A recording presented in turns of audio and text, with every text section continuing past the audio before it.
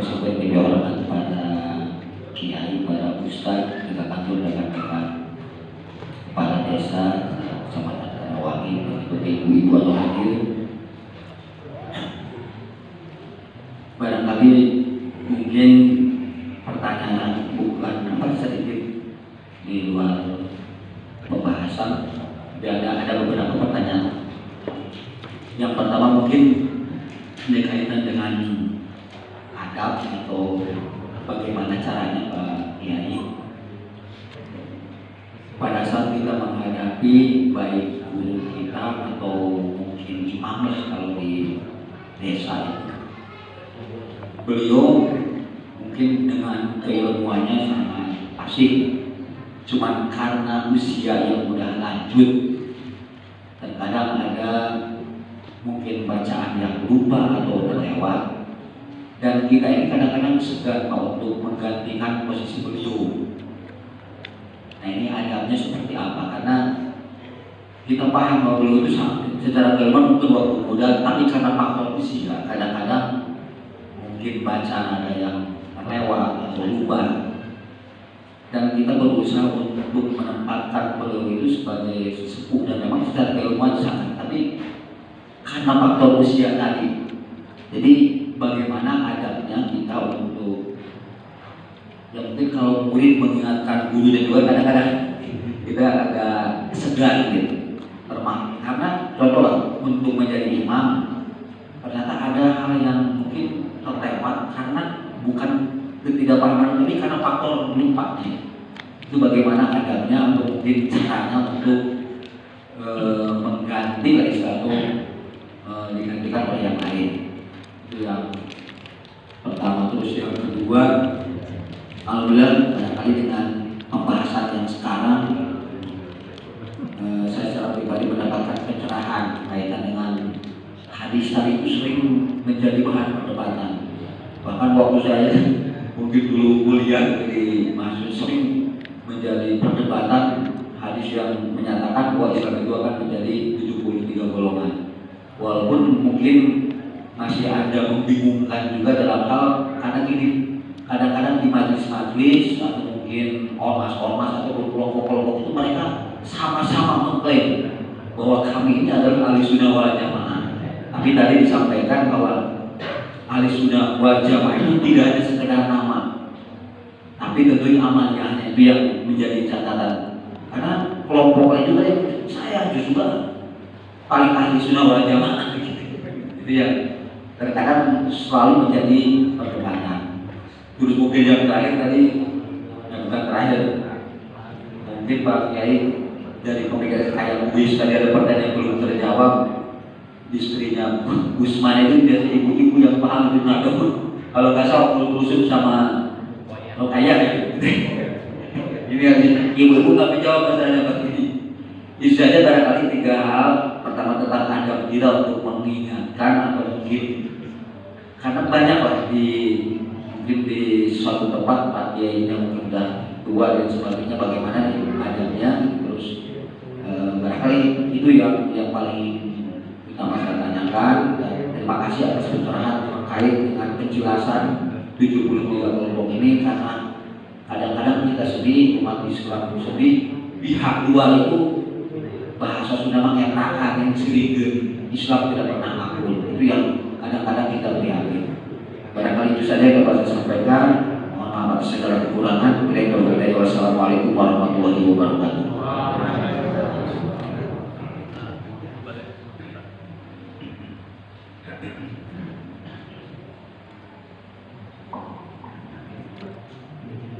Assalamualaikum warahmatullahi wabarakatuh. Saya rencana untuk nanti kesepuhan sedayana berada hormat Kepala Desa Tembong sedang sedayana langsung wae manawi ada pertarosan ayat taros ka abdi perkawis kancak abdi badai Idul Adha tentang kurban. Ayat taros ka abdi perkawis tentang kurban eta janten ayat organisasi mahasiswa di kampus janten organisasi teh bade ngayakeun patungan kurban anu mana patungan kurban eta teh janten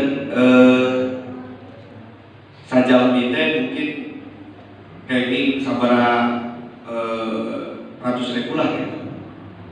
Nah terus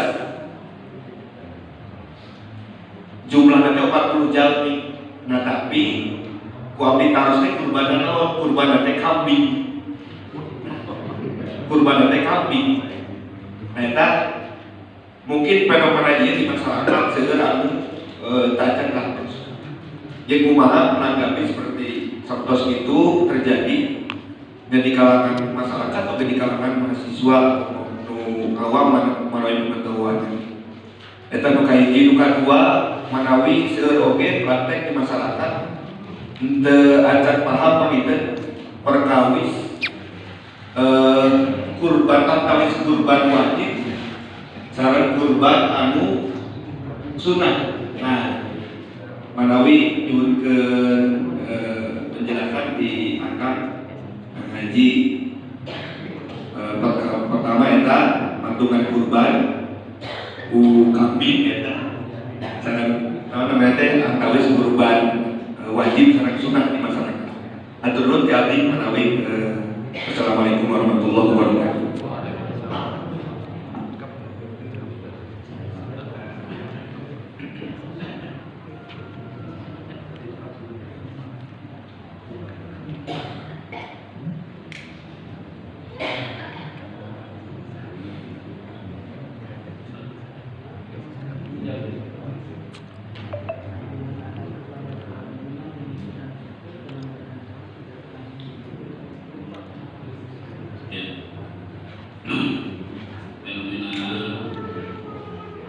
Seperti itu sering terjadi di masyarakat kita, bahwa ada imam, beliau sudah sepuh, sudah banyak lupa, kadang bacanya juga kurang fasih, tapi masih kepingin jadi imam, artinya belum mau berhenti. Nah ini banyak faktornya.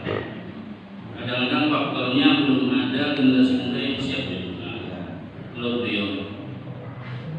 Atau kadang-kadang beliau ini masih menganggap bahwa kita ini belum mumpuni. Nah, untuk menyelesaikan masalah ini banyak cara.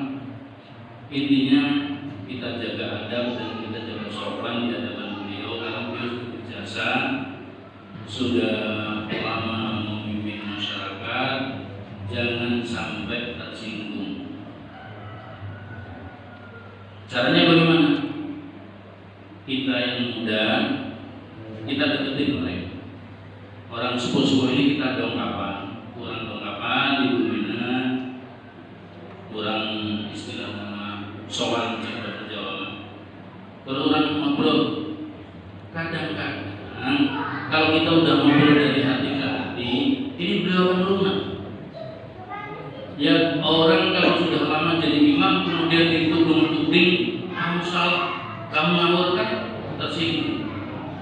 Tapi kalau kita mau datang dengan baik-baik, menceritakan masalah umat ini, gimana masa depan umat ini, perjuangannya, dakwahnya, dan saya ini orang muda minta bimbingannya, minta arahannya, kepingin meneruskan perjuangan orang-orang tua, jangan sampai ini terputus.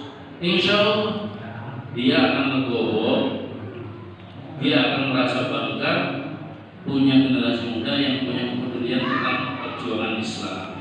Tidak mungkin dia ngomong, udah pokoknya saya akan sampai mati. Tidak mungkin dia menuntut seperti itu. Ini untuk keyakinan saya. Dan semua anak santri yang kebetulan pernah ngomong kepada saya masalah begini Pak ya, itu saya suruh begini, udah kamu datang aja seperti datang dengan baik-baik, sampaikan. Kita sampaikan masalah-masalah masyarakat, ngajinya kurang, bacaannya kurang benar, kita sampaikan kepada beliau. Kan otomatis beliau udah tua, pasti mau. Ya udah kan nanti punya waktu. Kamu lah yang bangkit. Masa saya belum mati, saya udah tua, mati siapa yang ganti? Pasti bilang begitu.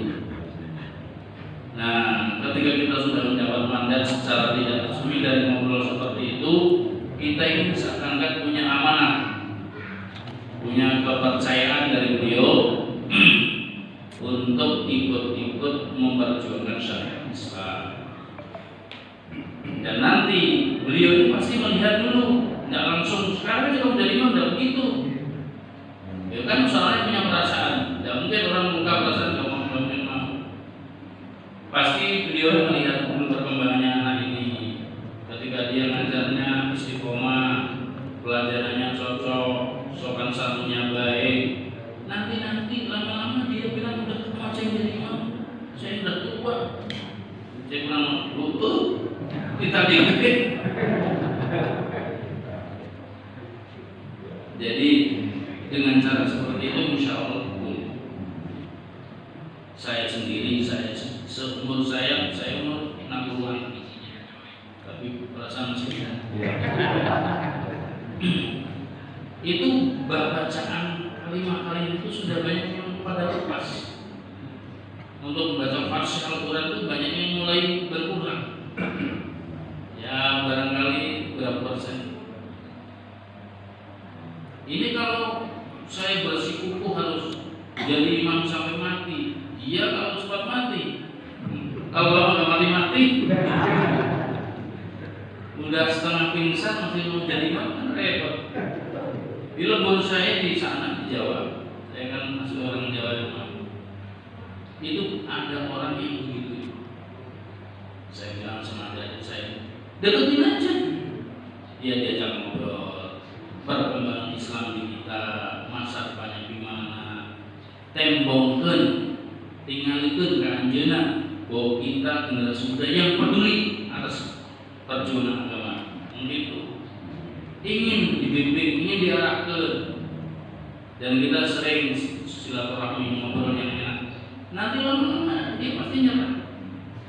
Dia nggak mau sampai orang udah mau berjalan sudah repot, lalu jadi imam. Jadi imam tuh napasnya harus panjang.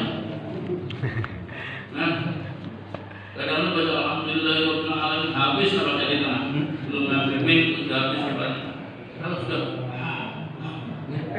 lah pada yang mau jadi imam dan baik orangnya soleh, ya senang dia. Itu umumnya begitu, umumnya. Nah, kalau orang ini nggak umum, ya lain lagi caranya. Jadi walhasil kita kedepankan adab, akhlak, karena Nabi juga berjuangnya pakai akhlak. Nabi itu orang yang keras-keras, yang galak-galak, yang berkedawang gitunya, didongkakan dengan akhlak. Ya tentu bisa baik. Sebenarnya Sayyidina Umar itu kan orang paling galak, dideketin sama Nabi, didoakan sama Nabi, sampai alhamdulillah dengan Islam. Terus pertanyaan yang kedua, yang kaitan klaim mereka juga mengklaim puasa itu harus lewat jamaah. sama sih. Itu memang sudah menjadi problem kita di mana-mana. Ketika ada bicara nama itu pasti banyak yang muncul. Makanya yang kita bicarakan bukan nama. Saya paling tidak senang mengklaim bahwa NU itu ahli sunnah. Gak berani begitu. Sebab bisa jadi nanti orang lain bisa berubah. Tapi yang namanya ahli sunnah itu begini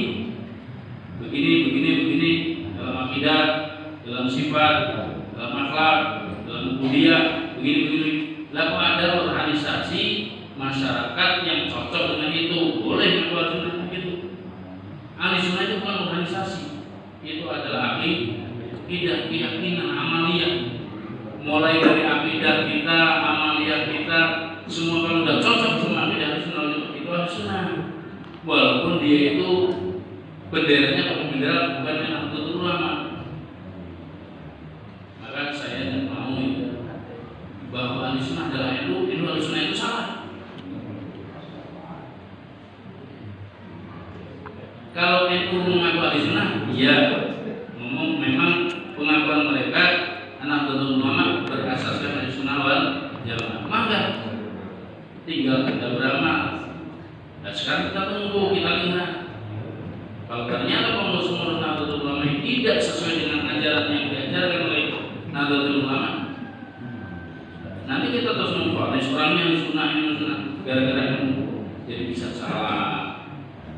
Jadi bukan saya memisahkan antara Nahdlatul Ulama dan ahli sunnah, tapi justru saya amanat umat ke Pak Oding ini, ketua MWC, jaga itu ahli sunnah tuh, jangan sampai lepas dari itu. Terus sekarang itu ada tanda-tanda orang yang Nahdlatul Ulama ngomongnya mirip-mirip yang sebelah, orang yang sebelah perilakunya mirip Nahdlatul Ulama. Nah, itu gara-gara perang nama itu, ribut masalah yang penting buat saya, yang penting amalia. Makanya kita ngajinya di sini ngaji amalia. Ya kalau pakai oding bawa bendera, memang harusnya begitu. Memang harus begitu. Kalau NU udah ahli sunnah berarti ya kalau bisa dikatakan bukan itu saja lah. Makanya saya tadi bilang pakai oding Karawang ini jaga nih.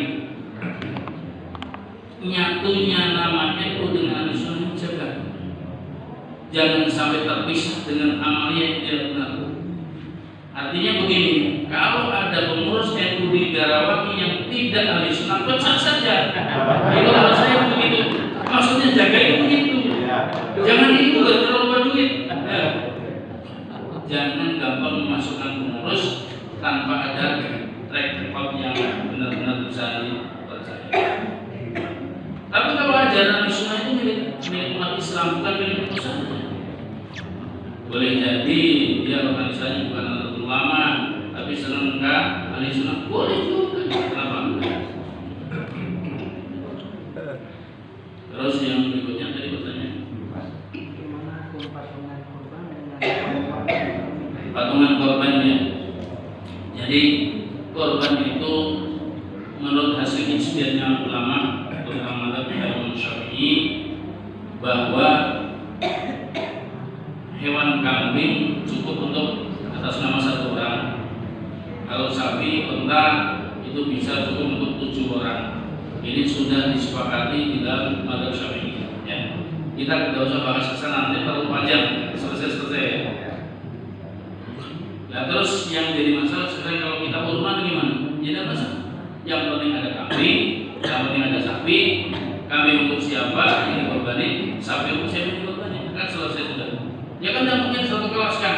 Ya pilih satu kelas itu yang mau dikorbanin, dikorbanin.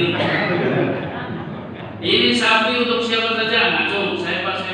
Catat tahun ini. Tahun berikutnya patungan lagi, orang berikutnya kan bisa begitu.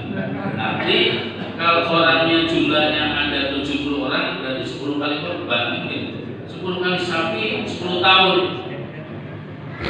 Kan berarti makmur desa setiap tahun ada sapi terus.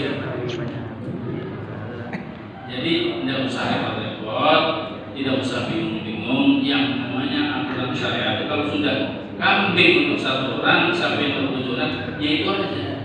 Nah kalau banyak orang, ya untuk siapa? Kan gitu. Kan bisa jadi kita beli kambing, saya nih keluarin duit kambing untuk mengorbankan orang tua saya yang sudah meninggal. Jadi, berarti untuk beli bukan saya belum berarti beli lagi untuk saya kan gitu. Jadi untuk berubah atau pikir seperti itu. Jadi tidak usah ribut, tidak usah keder, tidak usah bingung, caranya seperti itu. Maka urunan patungan kita teruskan pertama saat kedua saat itulah insyaallah itu yang ayat yang pertama tadi perbedaan korban wajib dengan sunnah. Korban yang wajib itu korban yang dinadarin itu sudah diucapkan sebelum disembelih itu sudah dikatain. Ini misalkan kambing ada di sini, kata saya, ini kambing akan saya korban sebagai korban saya tahun ini, maka jadi nazar. Maka hukumnya kambing ini wajib disembelih dan dagingnya wajib disedekahkan, tidak boleh dimakan oleh saya, haram dimakan oleh saya walaupun sedikit. Tapi kalau korban ini sunnah, belum pernah berkata apa-apa, kambing masyarakat baik, ini agung itu, murah coba. Ngobrol saja tuh ya, ngobrol masalah korban. Cuman pakai korban, mungkin gitu deh. Bukan, pokoknya mulut kita jangan bilang apa korban. Begitu banyak korban, pengeluaran yang masjid, kalau masjid itu diniatkan sudah korban. Nanti setelah itu korban sudah kita ambil daging sepertiga, kita mayor sendiri, yang 2/3 baru itu tetangga. Kan enak kan? Dan yang hatinya diambil dimakan oleh yang korban itu sebagai tabarukan. Cuman menjaga masalah ini sangat sulit, biasanya sangat sulit. Makanya kalau beli hewan korban jangan terlalu lama jaraknya tuh. Misalkan rayaku masih sebulan di tempat kan, itu saya sikut aja latih, minumkan ditawarkan dari masyarakat kecil bilangnya korban pada sering baik. Ada kan sebenarnya, penuhnya ada. Mau satu ya satu, ya sekitar kemarin. Justru lama pas cakap mau turun. Sebab ada khawatir tetap aja. Jadi orang nawaran enak air sebab alhamdulillah ya, waktu masjid korban itu ya tanggal 10, 11, 12, 13. Kalau terus tanggal 12 tuh pedagang sudah balik kita sing terbaik. So kayak dibikin saat kan itu. Korban sudah mangkwe. Itu sekali kan budget bread dan barang-barang pahala korban ini sedekah ini dan ini. Jadi hukum itu terserah orang menggunakan, terserah orang melaksanakan, ulah dibikin keder, ulah dibikin bingung, itu macet kurang. Segitu yang jelasnya.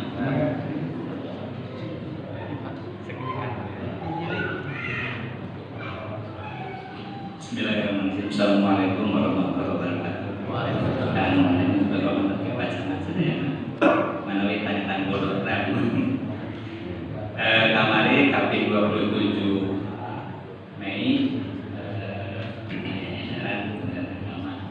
bahwa tanggal 7 jam 16:18 sinar matahari pas di atas dan kami mengukur arah kiblat.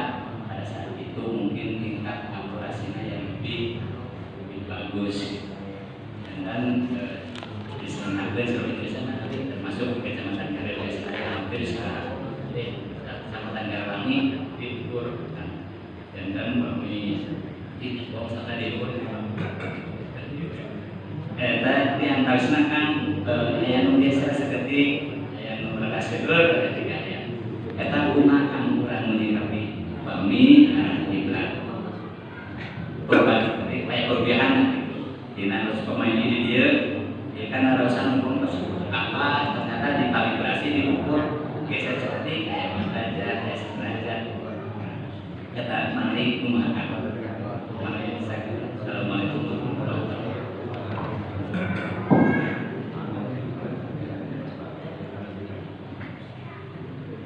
Masalah kiblat seharusnya yang Rasul kiblat aku tidak ya saya tahu ini kayak bawa ujung dari besok 32 di zaman merdeka kita cuma udah nama lumayan saya kalender. Adapun masalah arah kiblat itu dalam fikih ayat 28 ayat wajib istiqbal mu'inul kiblat, ayat wajib istiqbal jihadul kiblat, ayat teori jihad, ayat teori ain.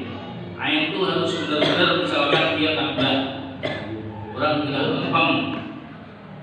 Kalau jihad ini posisinya di timur, orang di kulon, yang penting mayung kita. Orang di wetan, kiblat di kulon, yang penting mayung kulon.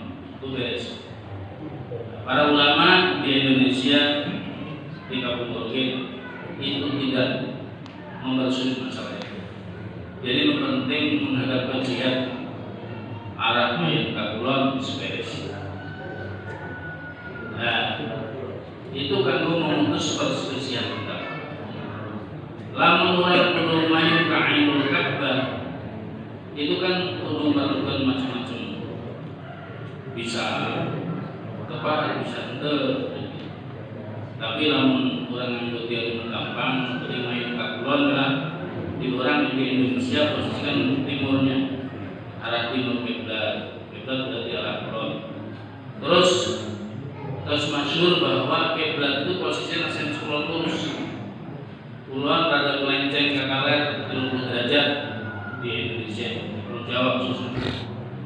Yang terus mana paling gampang itu orang tinggal mana poe, suruh di mana, biji nanti mana, suruh di mana, itu paling gampang. Tapi terus terang kulon geser langsung beres. Jadi ketika pas, nah adapun dina kalian itu termasuk menolong. Supaya seorang teh dina salahnya tidak bisa keliru. Soalnya kalau kurang jarak lebih itu geser 1 titik saja di Ka'bah itu geser sudah ratusan kilo. Di Indonesia geser 1 titik itu sudah beberapa kilo. Makanya kalau kepengen ilmu kiblat itu terus sulit. Ayat berpendapat itu bahwa tidak mungkin istiqbal ilmu kiblat terkecuali di Baitul Ka'bah. Orang ayat di Masjidil Haram, ini Ka'bah, kita sholat menghadap itu jelas istiqbal ilmu kiblat. Kalau dari jauh ya jihad, paling aman itu jihad. Dan jihad itu kan luas. Kata-kata kulon itu kan lebar. Bisa geser sarokat menuai kapungkur waktu heboh-heboh masalah masjid di Raudah, kayak aktivis dalam kapan di dalam masjid juga lisan bikin masalah itu. Soalnya tidak oke ma'ariful muslimin atau mihrab paimbaran masjid Islam bisa menjadi patokan bahwa tidak mungkin orang yang sini orang di sana bisa tembok dengan paimbaran yang melihat pasti kagulo sanas orang menurut orang sesama orang mau jauh tak apalah. Jadi masalah kiblat dan kenging dipersulit, diperuncing, ya geser saudara saudari mau aja. Sebab orang posisinya jauh. Ini jihad arah-arah mirip itu baik. Oke, kalau takbirnya kamu menjelaskan kitabnya kesukaan insyaallah ya waktu jadi Korea. Penjelasan masalah jihad saling ain. Itu ada 2 teori, jihad saling ain. Kalau jihad itu arah, berarti kita di pulau, mulai beres. Kalau ain harus benar-benar sikeng, pas. Tidak boleh geser 1 cm, 21 cm. 1 titik saja di Jawa, anjur kabupaten geser bisa berapa kilo. Dan itu pertama tidak mungkin yang kita kecuali di pinggir Ka'bah. Oke, insya Allah panggilan itu menjelaskan pilih bayang puas. Saya itu bagaimana?